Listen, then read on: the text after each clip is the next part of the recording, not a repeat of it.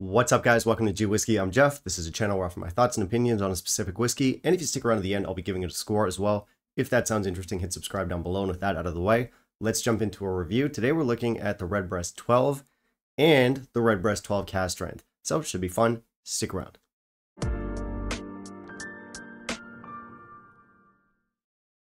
Alright, so Redbreast 12 and Redbreast 12 Cask Strength. This is a side-by-side that just kind of makes sense. I've always wondered how it would play out, and since a buddy of mine recently picked up a bottle of the regular 12 at 40%, I figured, alright, what the hell? Let's give them a proper comparison. Before we get started, some basics on both of these. These are both single pot still whiskeys. They use both malted and unmalted barley. They're made at the Midleton distillery, and we have both bourbon and sherry casks in the mix here. The Standard 12 is the brand's, I guess you could call it their flagship release. It's the one you're most likely to find. It's pretty much everywhere. The bottle I have was released in 2022, and that actually lines up perfectly because my bottle of Cask Strength here is a release from 2022 as well. This is the batch B122. And batches do matter with the Redbreast 12 Cask Strength. I've probably had at least 5 bottles of this stuff from 5 different batches, of which 4 were absolutely fantastic and 1 was not great. So 80% of the time, it's good 100% of the time. Anyway, our 12 Cask Strength is probably the most popular Redbreast among enthusiasts here. I mean, on the whole, the Redbreast brand enjoys a very good reputation, but the 12 is basically the stuff of legend at this point. I believe it's won Oswas in the past. It's very widely talked about online and in whiskey circles, so it's a hot property. And I get it, the 12 Cask Strength is beautiful stuff, and more broadly speaking, Redbreast makes beautiful stuff, or I should say Midleton. I always get a really nice butterscotchy flavor in these. You get a little bit of that tinny Irish flavor as well. And there's a wonderful texture. These are very thick and mouth-coating whiskeys generally, so there's a lot to like in these. So I have no doubt that this will go well. I am curious to see how these two compare. Conventional wisdom would have the Cask Strength coming out on top, and it will, but we're still going to talk about the similarities, the differences, and we'll give them some scores. And of course, as always, we will look at value, so we'll look at the price points of these two whiskeys, and we'll discuss whether or not I think it's worth that jump in price. So let's not waste any more time. Let's jump into our review and our comparison. In the meantime, if you'll kindly leave a like down below, that would be greatly appreciated. So specs are a little bit tricky because the brand does not share very much with us. For the regular 12, this one comes in at 40%. I guess that it is colored, but I don't know. You know what? We'll just throw up a question mark because I don't know. As for chill filtration, I would assume that yes, it is. As for the 12 Cask Strength, this particular batch comes in at 58.1%. For color, I, again, don't know. We'll throw up a question mark. And because it's a high ABV, benefit of the doubt, they don't need to chill filter. I will assume that it isn't. So I like the look of Redbreast bottles. They did a rebrand a few years back, and I think the newer look is a big step up from the old one. Each bottle has the Redbreast bird in a different position. Beyond that, they're all very much similar, but I like the color scheme. These are modern, but a little bit vintage at the same time. We'll give them 3.5 out of 5. These bottles do not tell us if they're colored or chill filtered. We do get some tasting notes on the back. Beyond that, we get some very basic production information. So they tell us that they're triple distilled whiskeys and that they're matured in the finest oak casks, which means we can rest assured that they're not using just any old oak casks, but they are indeed using the finest.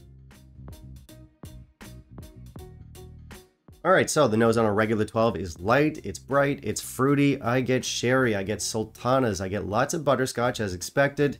There is lemons, there's pears, there's fresh apples, there's pastries like berry turnover. There's some jammy berry notes in here. There's also vanilla, cereals, and barley in here. It's surprisingly clean and expressive for a whiskey of 40%. On the palate and finish, this is gentle. There's some sherry, there's some tropical fruits, there's some papaya, some pineapple, there's star fruit. We have the signature butterscotchy flavor in here. There's toasted oak, there's some nuts. And finally, we have a short to medium finish with some very soft spices, some tea, and some earthy notes. In a shocking twist of events, the 12 Cask Strength smells much bigger, much more intense. It's also much spicier.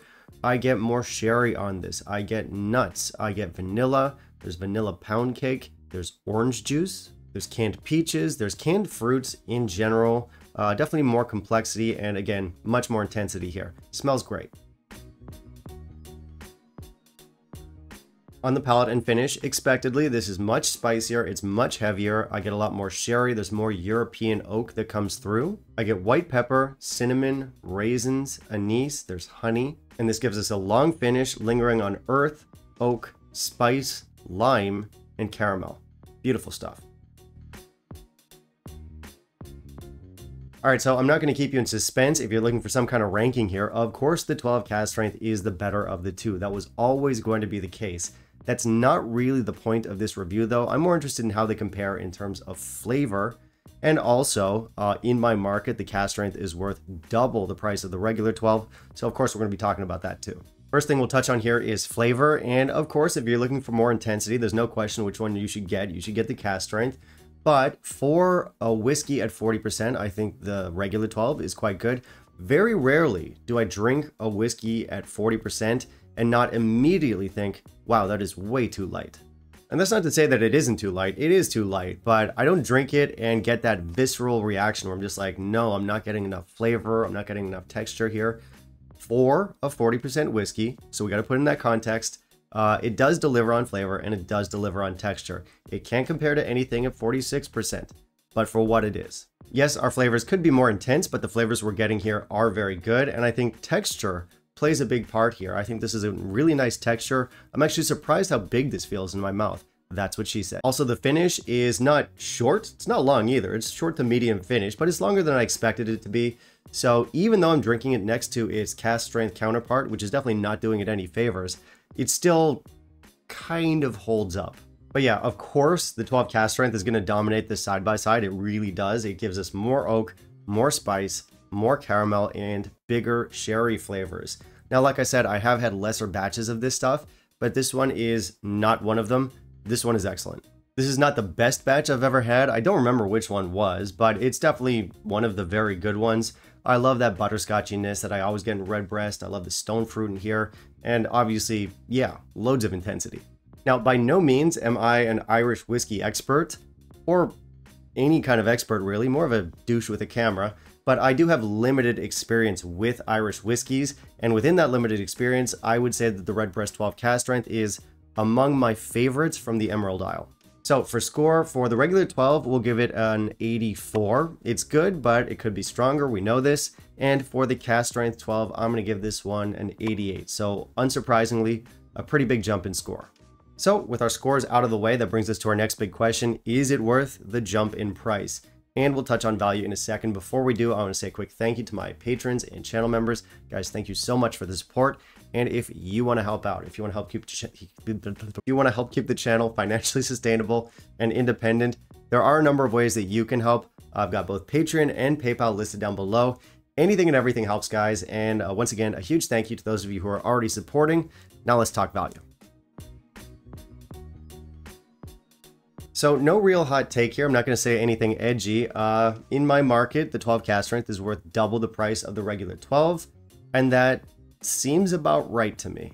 Now, you might argue that even though it is a pretty substantial jump in ABV, that jump in ABV is not going to double the production cost for the company, and you'd be right, and I would agree with that. Unfortunately, the reality of the situation is that in my market, it is double the price.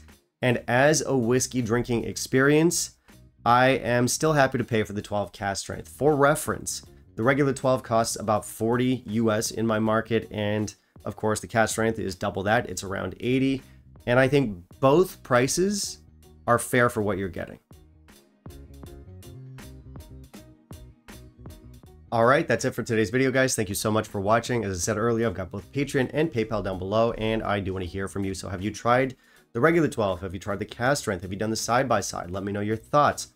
Finally, down below, you can let me know what you want to see me review down the line, and I'll keep it in mind for my upcoming videos. Bye, guys.